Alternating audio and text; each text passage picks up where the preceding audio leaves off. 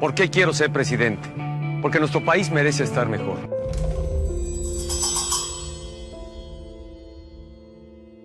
Más que una elección, fue una compra de la presidencia de la República. La victoria de Peña Nieto es quizás la primera compra anticipada de la presidencia de la República.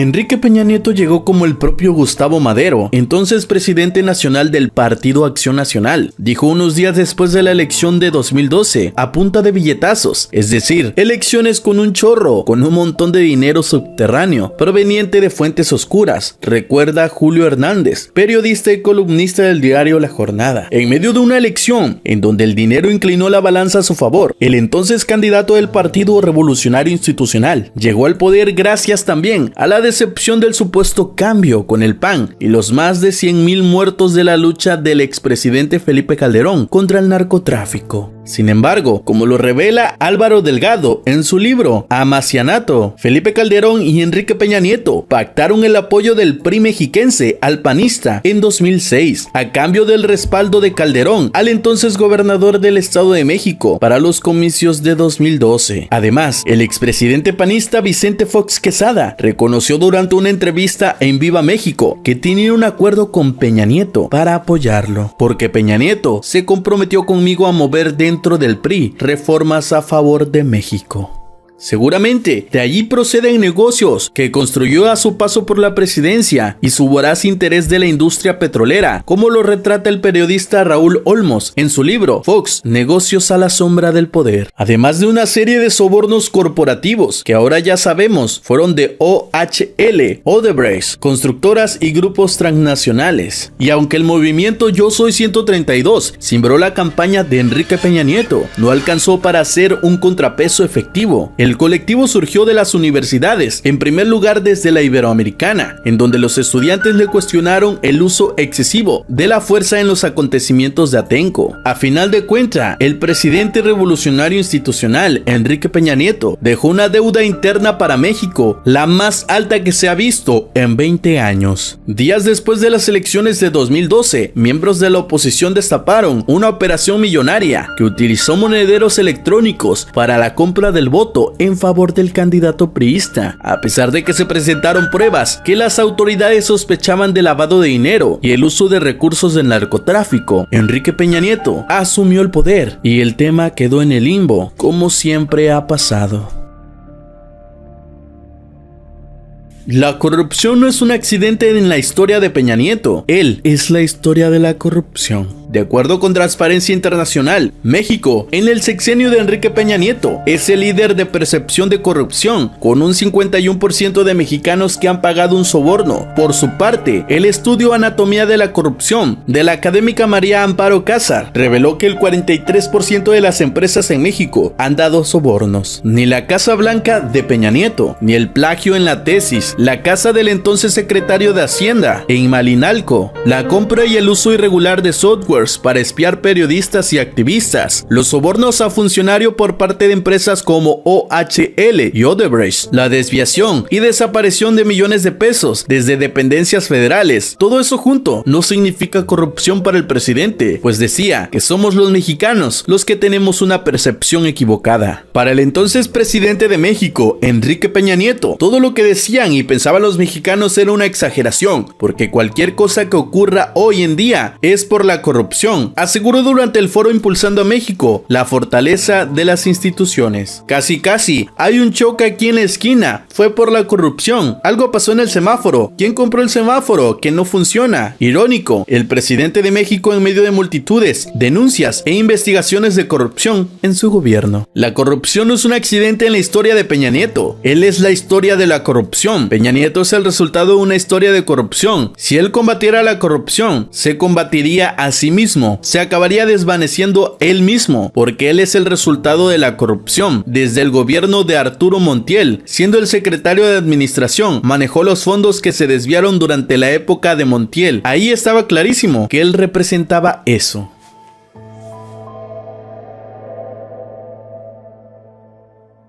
De acuerdo con las proyecciones como las del diario Reforma, durante el mandato de Peña Nieto se cometieron más de 125,000 asesinatos, la cifra más alta de la historia. La violencia es uno de los temas que más se cuestionaba en el gobierno de Enrique Peña Nieto, que en su inicio se comprometió a terminar con la escala de inseguridad en el país. En los primeros 2 años bajó la tendencia de homicidios, pero después empezó un repunte que no ha logrado contraerse. La violencia aumentó incluso en la Ciudad de México, que desde el inicio de la guerra contra el narcotráfico que declaró el expresidente Felipe Calderón en 2006, se mantuvo como zona segura. 2017 fue considerado el año más violento de la historia reciente de México, y Enrique Peña Nieto tuvo que cargar con eso en su sexenio y pasar a la historia como uno de los gobiernos más violentos en la actualidad. El gubernamental del Instituto Nacional de Estadísticas y Geografía señala que en 2017 más de 25 millones de mexicanos fueron víctimas de al menos un delito. En 2012, al inicio del gobierno de Peña Nieto, las víctimas de algún delito fueron de 21.16 millones según el INEGI. Del total de los delitos cometidos en 2016 y 2017, menos del 3% fueron castigados según datos oficiales.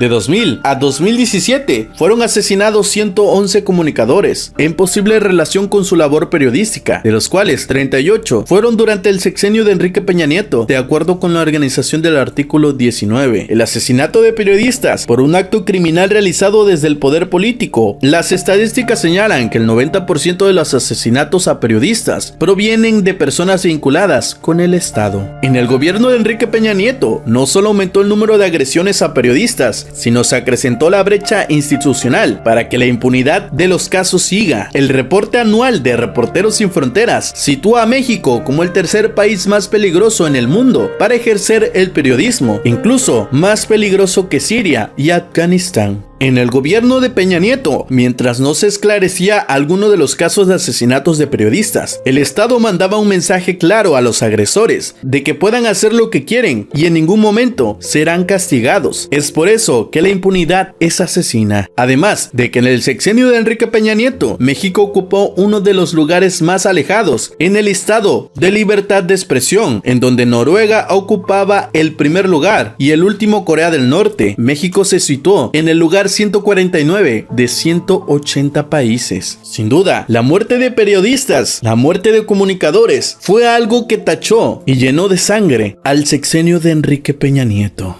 Las manifestaciones de protesta en México por la desaparición y presunta muerte de los 43 estudiantes no se han detenido.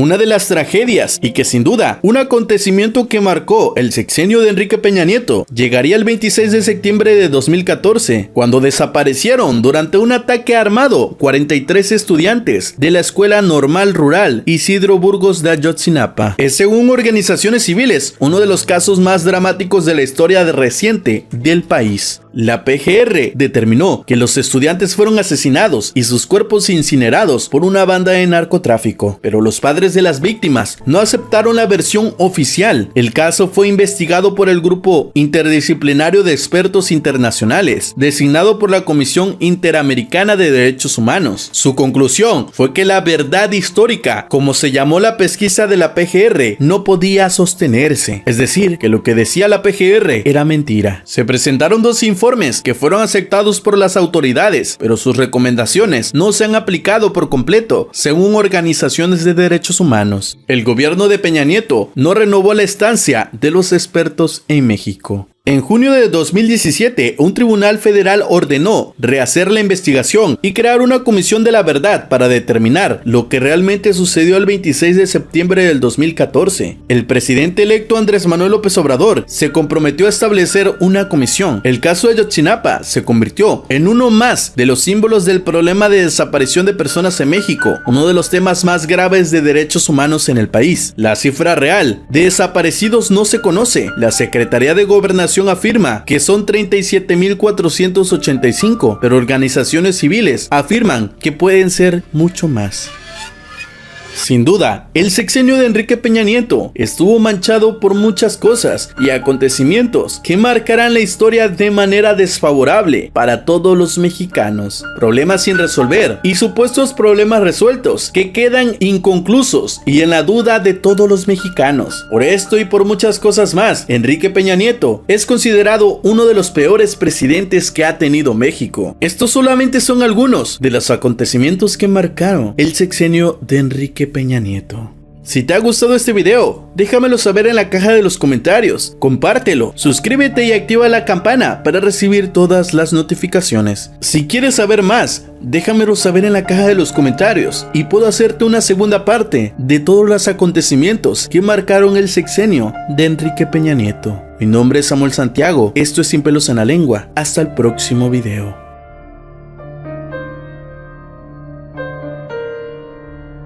La fecha en la que las y los ciudadanos ejercemos con responsabilidad y libertad el derecho a elegir nuestros gobernantes.